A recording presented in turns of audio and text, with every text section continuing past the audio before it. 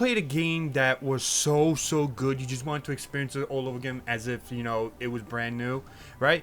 Like, just go back in time, play the game once again for the first time, just erase everything you knew about the game. You know, you wanted that experience, right? Like, I always wanted to go back and replay Resident Evil 2 Remake because I just love Resident Evil 2 Remake so much. I just want to go back, play for the first time. Oh, that was such a great experience. Legend of Zelda Ocarina of Time was the same way for me. I just want to experience Legend of Zelda Ocarina of Time for the first time again. You know, those type of feelings, I think several gamers have out there in the world, right?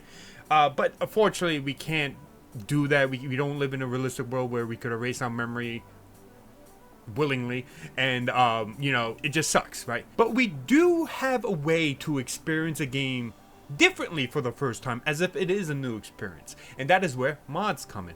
Mods allow you to basically take your games and transform them into a new fun way to play. There's some mods that change certain characters to different characters, like you could in Resident Evil 4 Remake.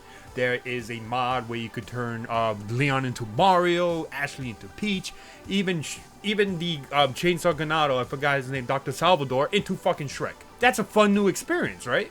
Like, it's a legit fun new experience because it's just so much fun. Like, you could play the game hours and hours, but just continuously switching the mods, switching things, switching models, and all that stuff. There's even randomizer mods, where basically the game is just so randomized that items where you think they should be are not. Instead, they'll switch over with another item, then you have to basically beat the game with all these items randomized. It's such a fun way and new experience with mods that I think most people don't get a chance to play because, frankly, unless you have a PC, it's very hard to get like a mod on a console unless you do some high-techy stuff. Well, not high-techy stuff, but like if you know what you're doing, then you could definitely hack into your console and then do all this modding stuff. Although sometimes it may be illegal in some certain places, I mean.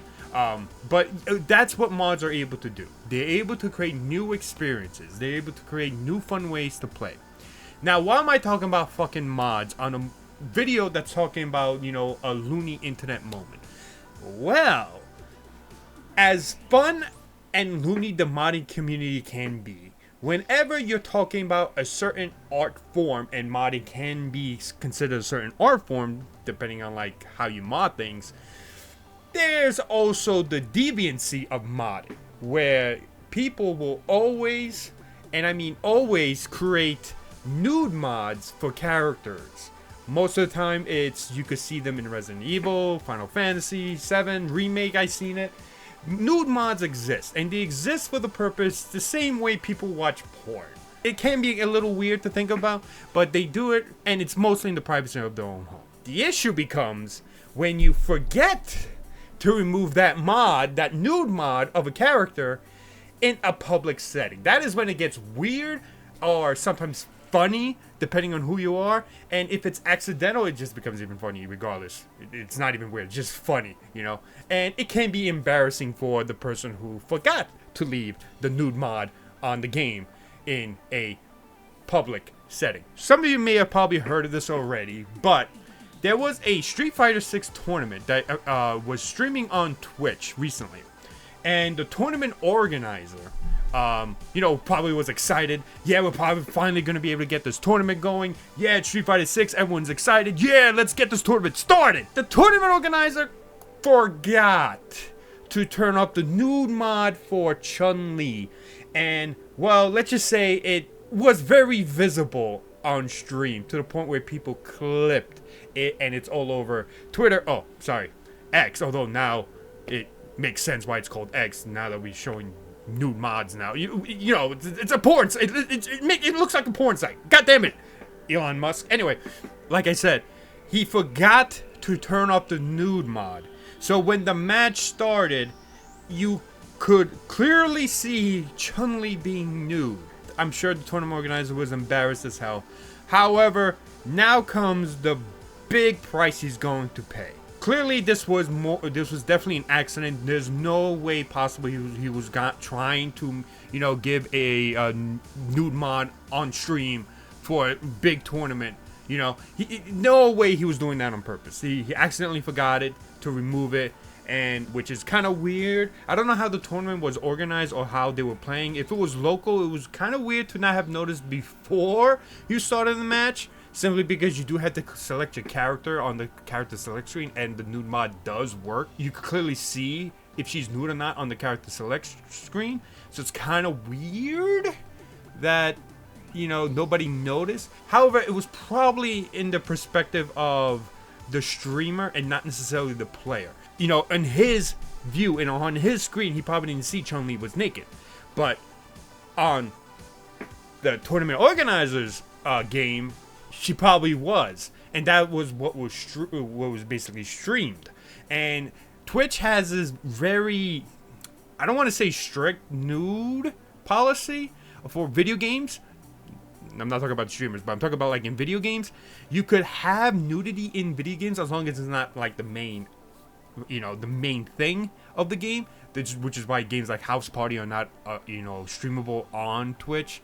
But like a sex scene in like The Last of Us Part 2 is allowed because, you know, it's just a brief moment. It's not like the biggest thing about the game. Twitch allows nudity from time to time, and you most of the time you don't get in trouble. But Street Fighter 6 doesn't have nudity. It's not a game that requires nudity, and the only way you could get nudity is through mods. The tournament organizer might pay the price, not only in his streaming channel, but also, you know, anything related to a Capcom official tournament. You know, this can be very damaging for him. He, if he has a partnership with Capcom in any sort of way, Capcom might, you know, just axe, and more than likely they probably will, because Capcom has been one of the more notorious companies that don't like nude mods. They have been trying very hard to like cut and get rid of nude mods of their games. So this is a very, very, very bad thing for the tournament organizer, especially if Capcom cut ties with him, and he won't be able to fucking, you know, host Street Fighter tournaments anymore. Overall, like, the man, I feel bad for the guy, because this is like something that's extremely embarrassing. Like, I'm sure every streamer in the world doesn't want like certain mods to be seen whenever they play a certain game on stream, which is why you should always double check the game, you know, before you stream, just in case there is something that you don't want people to see, you know. But it happens. It's such an unfortunate incident for the tournament organizer. But overall, for the internet, it was goddamn fucking funny to see that. Like I said, I feel bad for the guy, but like that was some loony internet shit. I never actually thought that we would ever see something like that, because most of the time people who do host tournaments are very, very careful to make sure nothing is wrong with the game, you know. But oh man, I feel so bad for the guy. But hopefully Twitch doesn't ban him. Hopefully, you know, Capcom doesn't cut ties with him. It's just a pure accident. It wasn't done on purpose. It was totally non-malicious. It was just a pure accident, and you know, what are you gonna, I mean, like, I feel bad for the guy. So hopefully nothing comes out of this. Now, in terms of how you should feel about this, it's up to you. I think as long as you're doing the privacy of your own home with your video games, it's not gonna hurt anybody. You know, you do it privately in your own home. You know, if I was ever caught doing this, you know, showing like a nude mod in public, you know, on a stream, one, I'll probably get banned because I'm just unlucky like that, and two, I'll probably make a big scene, like yell, try to make people avoid or not remember that shit, and just carry on, you know. Or the worst thing I could do is literally just turn it off, be like, yeah, I'm done. I won't be streaming for a week. I need time to reevaluate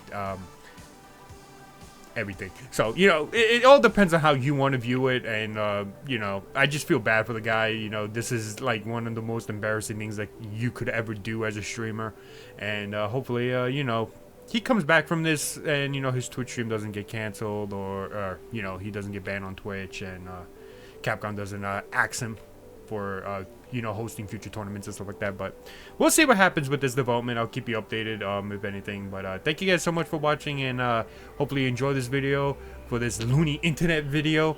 But yeah, thank you. Hopefully you subscribe to the channel if you want to see more, and I'll check you guys out next time. Bye bye.